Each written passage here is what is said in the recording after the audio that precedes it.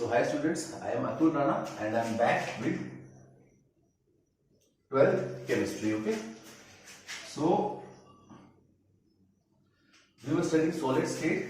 We were studying solid state. Okay. So now आज मैं करूँगा packing efficiency in solid state. Packing efficiency in solid state. Packing efficiency in solid state. Okay. In solid state. Okay. ठीक है. तो packing efficiency का क्या मतलब होता है कि मतलब तुम्हारे पास जैसे यूनिट सेल है, it was like a cube. ठीक है. तुमने उसमें एटम डाले हुए हैं. रिमेंबर द यूनिट सेल कैसा था? It was like a cube. ठीक है. यूनिट सेल एक क्यूब की तरह. तुमने उसमें बीच में एटम्स डाले हुए थे. ठीक है. तो in simple cubic cell the atoms were at the corners, body centers, corner plus one atom at the body center, third face center, corners plus atoms at the faces. Okay. So अब देखो पूरा का पूरा space तो cube का घिरता नहीं है. ठीक है. कॉर्नर्स पे एटम है तो बीच में खाली है. अगर बीच में भी एटम है तो कोई जगह खाली रह जाती है. ओके. सो पैकिंग एफिशिएंसी का मतलब कि अपने पास टोटल क्यूब में कितना वॉल्यूम था और कितना वॉल्यूम एटम्स ने ऑक्यूपाई कर लिया है.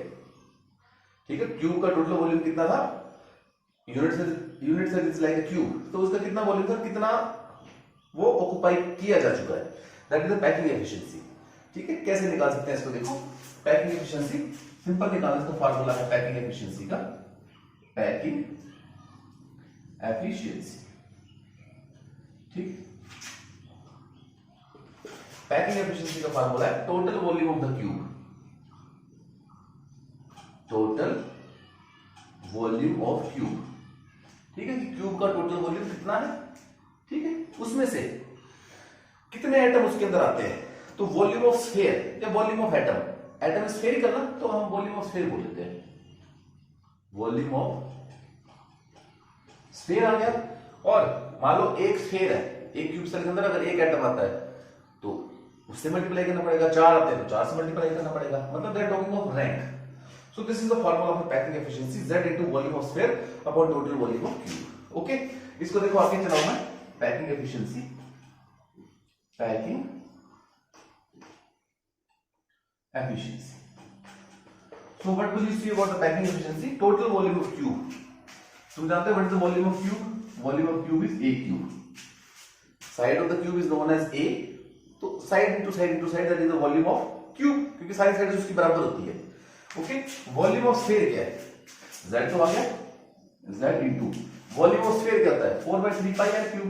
4/3 बाय 4/3 तो 3 नीचे आएगा. 4/3 पाई आर क्यूब. ओके. सो ये फार्मूला है किसका? पैकिंग एफिशिएंसी का, कि हमारे पास टोटल कितना वॉल्यूम था, उसमें से कितना ऑक्युपाई है. सो हम इसको निकालेंगे 3 के लिए.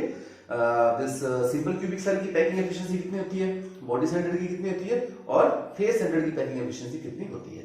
ठीक है. So understand this.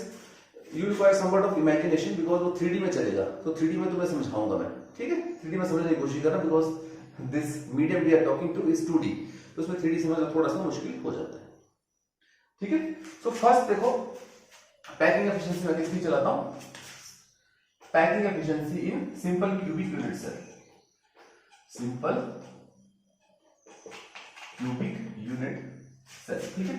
Simple cubic unit cell है, इसकी पैकिंग एफिशिएंसी देखना. ठीक है. तो यहां पे तुम्हें मैं बताता हूं.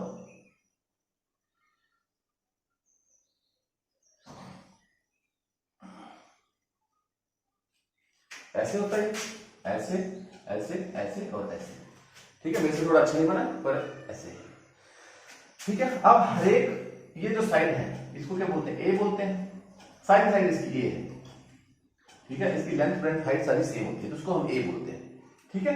अब दो एटम यहां पे हैं तो एटम इस तरीके से होता है, यहां पे और यहां पे. ठीक है.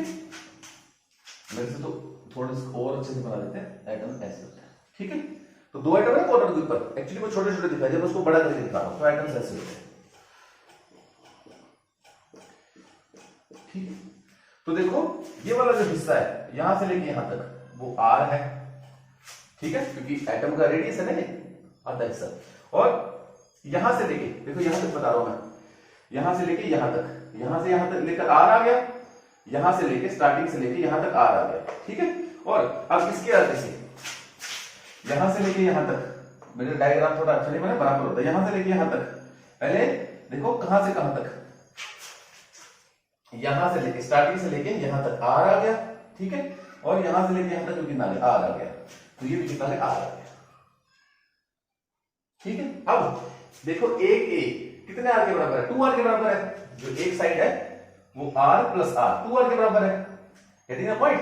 तो सिंपल क्यूबिक यूनिट सेल में जो a है वो r प्लस r के बराबर, मतलब 2r के बराबर है, ठीक है। सिंपल क्यूबिक में, जो सिंपल क्यूबिक है उसमें a किसके बराबर है, r प्लस r 2r के बराबर है। तो हम क्या लिख देंगे इसमें, इसकी पैकिंग एफिशिएंसी क्या आएगी, इसकी पैकिंग एफिशिएंसी आएगी, packing efficiency will be equal to, इसका सिंपल क्यूबिक का z कितना होता है, मैंने पढ़ाया था, you can check my other videos, 1 होता है इनटू 4/3 इनटू 3.14 इनटू r का cube divide by a cube. अब a की वैल्यू क्या है, 2r के बराबर है, तो 2r का क्यूब, ठीक है।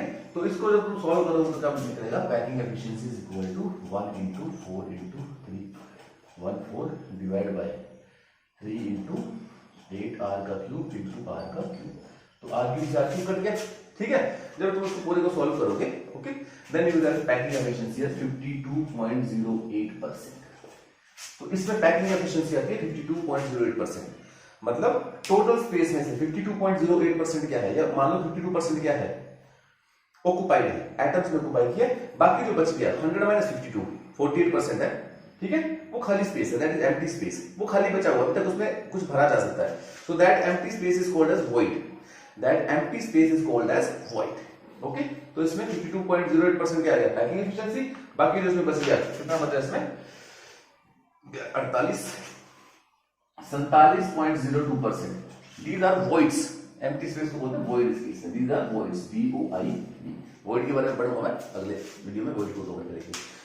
सो this is packing efficiency in simple cubic unit cell, okay. अब मैं अगले की तरफ चलता हूं, पैकिंग एफिशिएंसी का फार्मूला ध्यान में रख लो, ठीक है। अब मैं अगली साइड चलता हूं,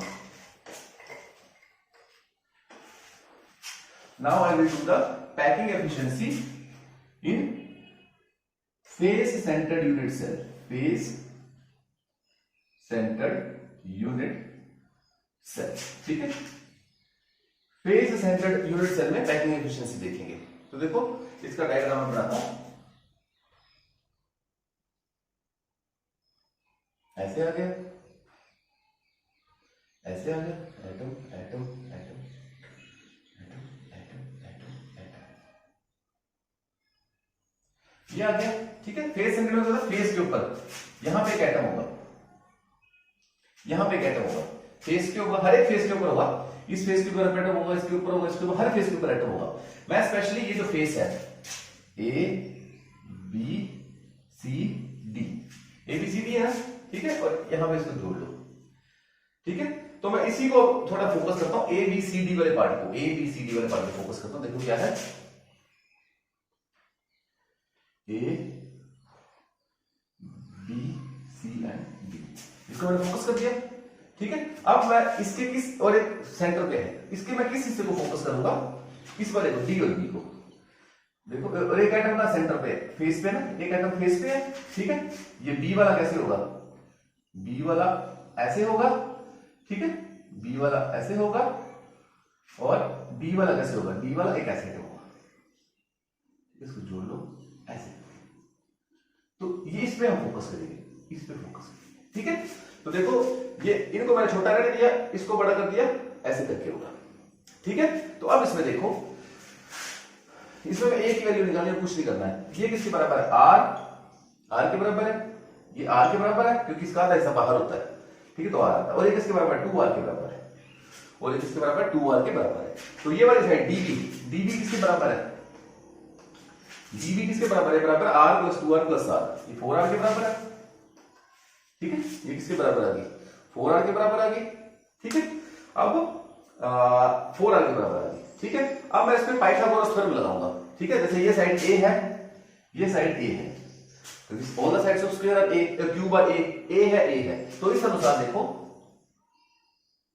ए बी, बी ट्रायंगल में देखो ये ए है, ये ए है, ये ए है और ये भी ए है, तो ये वाली निकाल के देखो, ये वाली जो साइड है डीबी कितनी होगी, डीबी बाय पाइथागोरस थ्योरम के हिसाब से क्या आएगा, डीबी का स्क्वायर इज इक्वल टू इस साइड का स्क्वायर प्लस इस साइड का, मतलब ए का स्क्वायर प्लस ए का स्क्वायर, so db का square is equal to 2a का square, so db is equal to under root 2a का square, that equal to under root 2a, ठीक है। सिंपल सी पाइथागोरस थ्योरम लगाओगे तो ये अंडर रूट 2a आएगा, ये वाली साइड अंडर रूट 2a आएगी, मतलब db क्या आएगा, db आएगा अंडर रूट 2a, ठीक है। db आ गया अंडर रूट 2a, ओके। अब इसका मतलब क्या हुआ, under root 2a is equal to 4r, 4r के बराबर है, तो a किसके बराबर है, ये आएगी 4 बाय अंडर रूट 2r, ए इसके बराबर आ गया 4r बाय अंडर रूट 2, ठीक है। इसी ए की वैल्यू को हम पैकिंग एफिशिएंसी वाले फार्मूला में पुट कर देंगे, इसी ए की वैल्यू को पैकिंग एफिशिएंसी वाले फार्मूला में पुट कर दो, पुट करके देखो इसी वैल्यू को पैकिंग एफिशिएंसी वाले फार्मूला में, तो पैकिंग एफिशिएंसी क्या निकलेगी, वॉल्यूम का क्यूब इनटू फेस सेंटर के लिए, फेस सेंटर के लिए z की वैल्यू 4 होती है, z की वैल्यू होगी 4 multiply by 4 multiply by this 4 multiply 4 by 3.14 r cube, ठीक है, 4 बाय 3 पाई r क्यूब, तो a की वैल्यू पुट कर दो, a की वैल्यू पुट कर दोगे तो कितनी आएगी, that is 4 into 4 into 3.14 into r का cube divide by this a की वैल्यू है 4 बाय अंडर रूट 2 r का whole cube, okay, multiply by 3, ठीक है। तो क्या आएगा, packing efficiency is equal to 4 into 4 into 3.14 into r cube divide by 4 का क्यूब क्या होगा, 4 का क्यूब आ जाएगा दिस 64, 4 का 60, 64 का 64, ठीक है। 2 का क्यूब क्या आएगा, 2 का क्यूब आएगा दिस 2 का क्यूब होता है 2 का 4 अंडर रूट 2, तो इसका आ जाएगा 2 इंटू अंडर रूट 2 क्यूब आ जाएगा मल्टीप्लाई बाय 3 आ जाएगा, ठीक है। तो ये फेस सेंटर है, समझ आई बात कैसे आएगा, under root 2 multiply under root 2 बन गया, 2 मल्टीप्लाई अंडर रूट 2 अंडर रूट 2 बन गया, तो 2 अंडर रूट 2, इसको सॉल्व करोगे तो इसकी पैकिंग एफिशिएंसी आएगी आपके पास 74%, मतलब उसमें 74% स्पेस भरा पड़ा, रेस्ट 26% इज वॉइड, वॉइड मतलब खाली स्पेस है, तो इसकी एफिशिएंसी, इसकी पैकिंग एफिशिएंसी ये आ जाएगी, ठीक है, इसकी पैकिंग एफिशिएंसी ये आ गई, ठीक है। Body centre cubic unit cell, body centre cubic unit cell, ठीक है।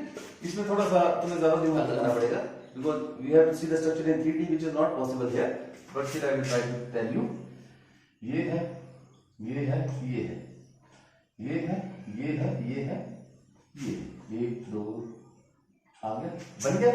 अब यहाँ पे देखो, हमें पहले हम जब फेस में थे ना, तो फेस में हमने इसको जोड़ा था, किसको जोड़ा था हमने, बी ए सी, डी और बी निकाली थी, पर जब बॉडी है ना, ये फेस है, बॉडी तो बिल्कुल बीचों बीच से निकली, तो अपने को क्या देखना पड़ेगा, ये वाली साइड का पता लगाना पड़ेगा, ये वाली साइड का मतलब B B C, C A B C D E, इस साइड का पता लगाना पड़ेगा, डी और ई का, डी और ई का पता लगाना पड़ेगा, डी क्योंकि डी बॉडी के बीच में से गुजरती है, डीबी क्या है, डी जो बॉडी के बीच में से गुजरती है, डीबी क्या है, वो तो सामने से गुजरती है, तो फेस सेंटर में चलेगी, पर बॉडी सेंटर में आइटम बीच में, तो अपने को साइड का पता लगाना पड़ेगा, ठीक है। तो इस साइड का पता लगाने के लिए हमें ये वाला ट्रायंगल कंसीडर करना पड़ता है, कौन सा, हमें triangle A D E consider करना पड़ता है, ठीक है, ए डी ई कंसीडर करना पड़ता है। इसमें देखो ये ए है, ये ए है, तो ये कितना आएगा, ये अंडर रूट 2a आएगा, और ये तो है ही ए, ये तुम्हें पहले पढ़ी ना, ये ए है, ये है, तो अंडर रूट 2a आएगा ये, ठीक है।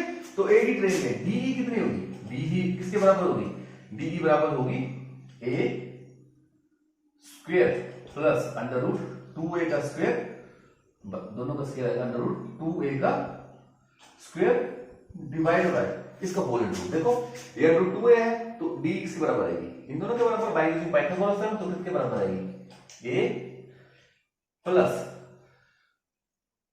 2a का 2a, a प्लस 2a, ठीक है, होल अंडर रूट इसके बराबर आ जाएगा, ठीक है। इसका स्क्वायर करके क्या होगा, 2a स्क्वायर आ जाएगा, इसका स्क्वायर किसके बराबर आ जाएगा, 2a स्क्वायर के बराबर आ जाएगा, ठीक है। तो मैं फिर से तुम्हें बता दूं, इसका स्क्वायर 2a स्क्वायर के बराबर आ जाएगा, तो d की वैल्यू क्या आ जाएगी, d की वैल्यू आ जाएगी अंडर रूट 3a, d की वैल्यू आ जाएगी अंडर रूट 3a, ठीक है, अंडर रूट 3a, क्योंकि a स्क्वायर को काट के a मिल जाएगा, ठीक है, a स्क्वायर को काट के क्या a मिल जाएगा सीधा, यहां भी a स्क्वायर को काट के a मिल जाएगा, और under root 2 multiply under root 2 होगा, 2 को काट के फिर से अंडर रूट 2 मिल जाएगा, तो यहां पे आएगा अंडर रूट 3a, तो यहां पे de की वैल्यू आएगी अंडर रूट 3a, और d उसी तरीके से वॉल्यूम एटम होगा, एक एटम ये है, एक वॉल्यूम एटम है, तो d किसके बराबर है, 4r के बराबर है, और de अंडर रूट 3a के बराबर है, ठीक है। अगर समझ में दिक्कत आती है तो याद कर लो, दिमाग में थोड़ा सा रट्टा लगा लो, ठीक है, समझ लो। वैसे अगर नहीं आता बाय द वे तो दिमाग ज्यादा अंडर रूट 3 आता है, इसमें साइड की वैल्यू अंडर रूट 3 आती है, और उसमें फेस सेंटर में अंडर रूट 2 आती है, इतना सा कंक्लूजन दिमाग में रखना, ठीक है। तो यहाँ पे under root 3a is equal to 4r, so a is equal to 4 upon under root 3r, ठीक है, ये आ गया। अब इसी a की वैल्यू को हम पैकिंग एफिशिएंसी में डाल देंगे। पैकिंग एफिशिएंसी में क्या होगा, बॉडी सेंटर के लिए z की वैल्यू 2 होती है, 4/3 पाई r cube divide by a cube, मतलब 4 अंडर रूट 3 r का क्यूब। तो इसको तुम सॉल्व करोगे तो पैकिंग एफिशिएंसी आती है 68%। 68% स्पेस इसमें खुला पड़ा है, बाकी 32% क्या है, एम्प्टी स्पेस है, उसको बोलते हैं वॉइड, 32% स्पेस। तो पैकिंग एफिशिएंसी फेस सेंटर में सबसे ज्यादा होती है, ठीक है। Remember this all and we will continue the chapter in the next lecture, okay.